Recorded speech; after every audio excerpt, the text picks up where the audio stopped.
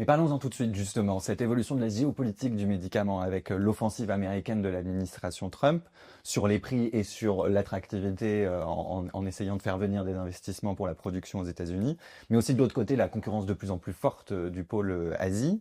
Est-ce que finalement pour vous c'est une opportunité pour qu'on se réforme en France et en Europe ou c'est un obstacle? Ça risque de nous coincer sur un statu quo? Je crois qu'il faut comprendre deux choses.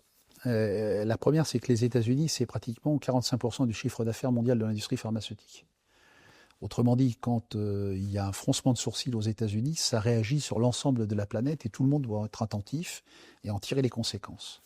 Les mesures de rapatriement industriel aux États-Unis sont une chose, mais ce qui est encore plus inquiétant pour ce qui me concerne, c'est la clause MFN, c'est-à-dire Most Favored Nation, qui est en train d'être promu aux États-Unis, qui fait que vous allez avoir des pays de référence qui vont servir à la fixation des prix aux US pour les produits de Medicare et Medicaid.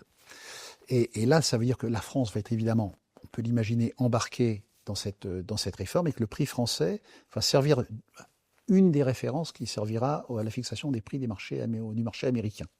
Et là, ça change tout, parce que c'est plus du tout la même négociation de prix. On parle beaucoup de l'administration Trump. Il faut se rappeler que le premier qui a accusé l'Europe d'être le passager clandestin des États-Unis sur le médicament, c'est Barack Obama.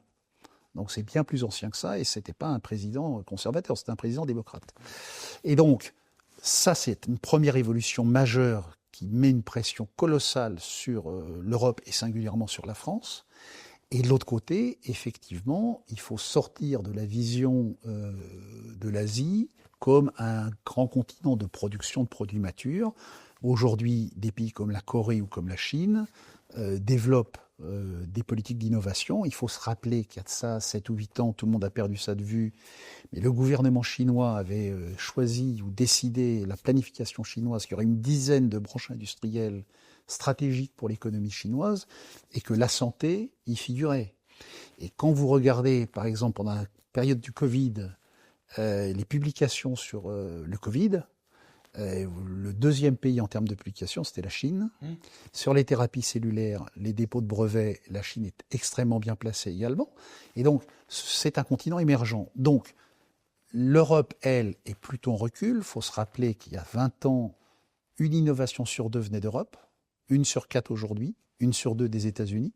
Donc, le rapport de force s'est inversé.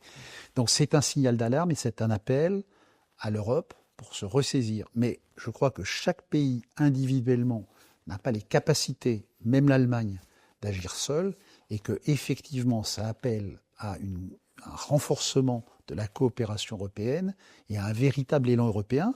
Ça tombe bien, parce qu'on a le rapport Draghi qui fait un certain nombre de propositions dans ce domaine. Sur la compétitivité. Sauf qu'on attend toujours le passage à l'acte.